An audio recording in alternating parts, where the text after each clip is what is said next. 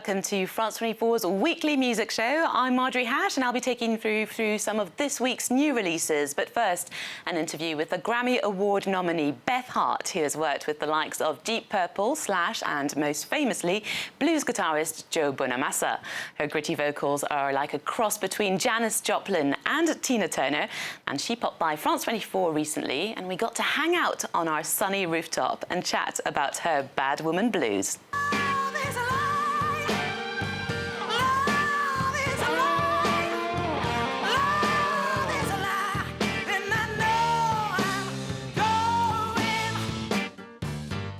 Beth Hart, thank you very much for joining us here on France 24's beautiful rooftop. But this new album is wonderful, and it's A War on Your Mind as the title. Yeah. Can you tell me a bit about this title? Where did that come from? Yeah, so War on My Mind is basically about my fear of my mental illness coming back, and it always does. I mean, it kind of goes up and down. That's the nature of it.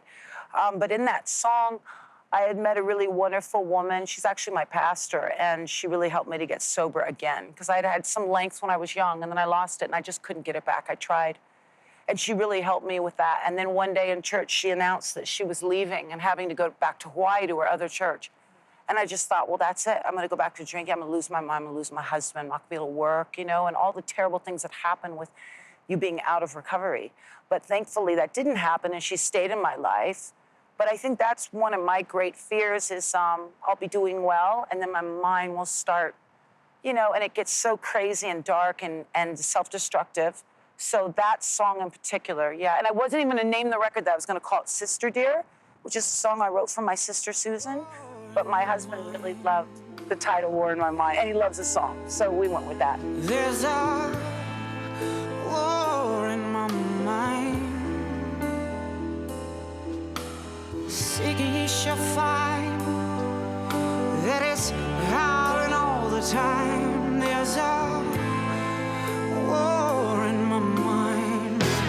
Mental health is something that people are addressing a lot more in the media, and artists and questions who now make most of their living through touring and are, you know, often having to be away from their family, friends, and grounding elements. You know, are talking about it openly. Do you think that's a good thing? It really depends on the individual. I mean, I understand for people that don't want to talk about it, if it doesn't make them comfortable, then they shouldn't. But for those that do feel good about talking about it, well, then certainly. Because I think it helps to kind of soften that stigma, which is so important. Anytime we judge each other for anything, it's just ridiculous anyway. But especially when someone's ill, to judge them for that, it'd be like judging someone who has cancer, you know? It's just terrible. So it's good that people are talking about it, you know? And then maybe that would also might help someone who doesn't feel comfortable talking about it, but would feel more likely to reach out for help with a doctor to help them.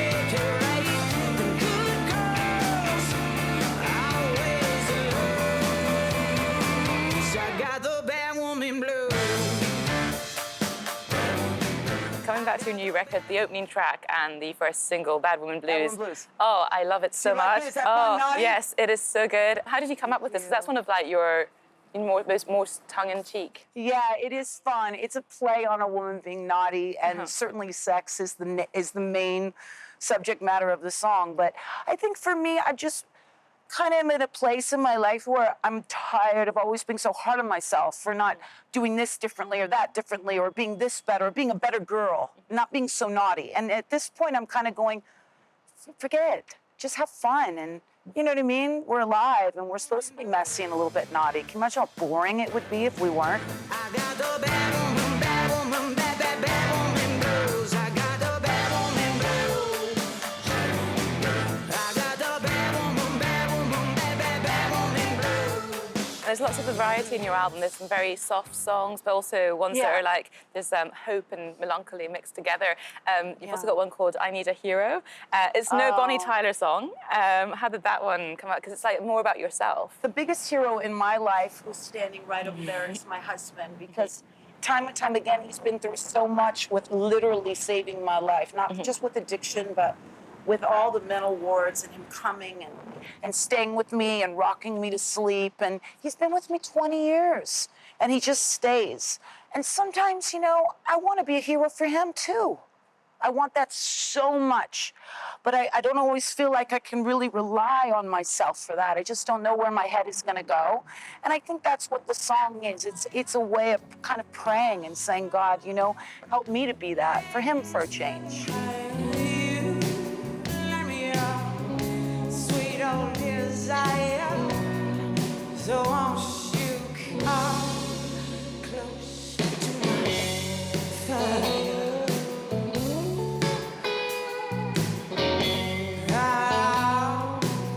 Your career has spanned over 20 years, and there's been a lot of, in the last few years, movements such as Time's Up, Me Too. The music industry is notoriously male-dominated. As a woman, have you noticed any differences in the last few years, any evolutions, or is it all talk more than anything else? No, you know, I can't speak for anyone else. And I'll tell you something, for me, in my experience, never once did I ever feel like in rock and roll, in any genre I've ever taken on musically, was I stifled being based on a woman. Never, not once did I ever feel that with anyone. But it could be that I'm just naive to it. I'm just not seeing it.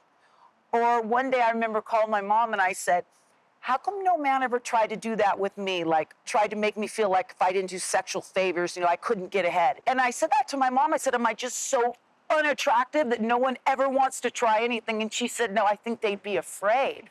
That, you know what I mean? But I don't know.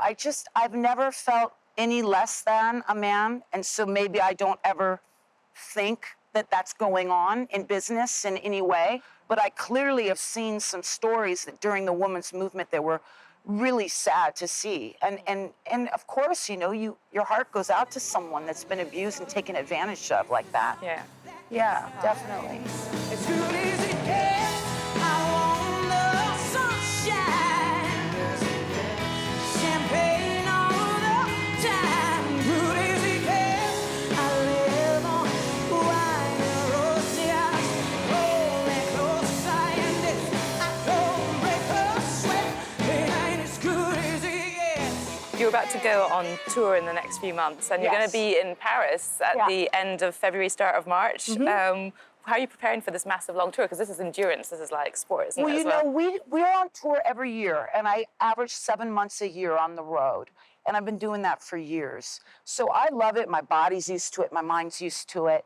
One of the things I do to just keep strong is I swim a lot. We were talking about yoga earlier, keep myself stretched out, because I'm a lot older than you, so I got to keep myself limber, and so I can do that show.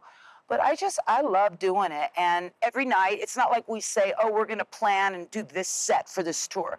Every night is a different show. We make a lot of mistakes. We have a lot of train wrecks.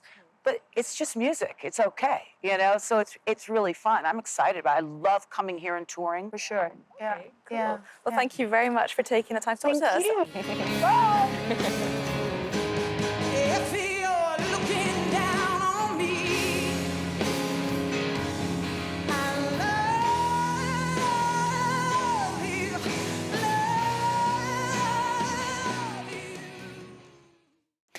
And moving on to a living legend who has been going since the 1960s, Canadian folk rocker Neil Young has reunited with the band Crazy Horse for the first time since 2012. Now together they're releasing his 39th studio album. It's called Colorado, and Neil Young says that it's the great Crazy Horse album that will stand alongside the likes of Rust Never Sleeps, Psychedelic Pill, and What Do You Think? Here's the latest single, Milky Way.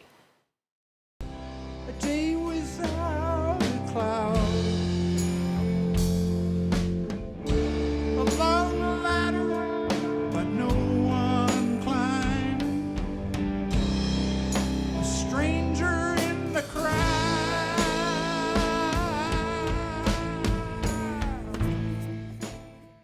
And if you're a Neil Young superfan, don't forget to check out the documentary that follows the making of this new album. It's called Mountaintop. Now, French electro artist Sebastian, who emerged in the mid-noughties as part of the record label Ed Banger, is back with a new album called Thirst, his first since 2011. The 38-year-old has been busy making soundtracks and producing music for the likes of Frank Ocean, Fall Out Boy and Charlotte Gainsbourg. Now, you may have enjoyed the cool videos directed by Gaspard Noé and, in this case, Somi. This is his latest single. It's called Biograd. Let's take a look.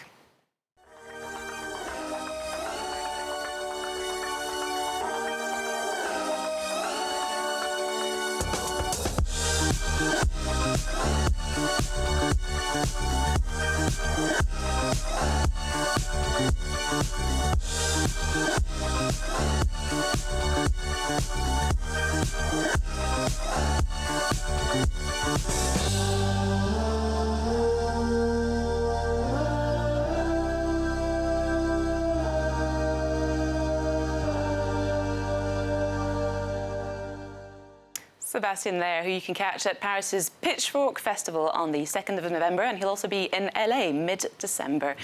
We're going to wrap up the show with a British artist, Michael Kiwanuka, whose last album, the soul-heavy Love and Hate, took him to a new level of musical acclaim with sell-out tours, including the United States. And despite all this success, well, he says he was plagued by self-doubt and imposter syndrome. He recorded his third offering, which is eponymously titled Kiwanuka, as a symbol of accepting who he is and not quite fitting in. We're going to check out the single Hero in just a few seconds. Now, do let us know what you think of the music on the show via our website, Facebook, Twitter and Instagram. More France 24 News is coming up in just a few minutes, but here we go with Michael Kiwanuka.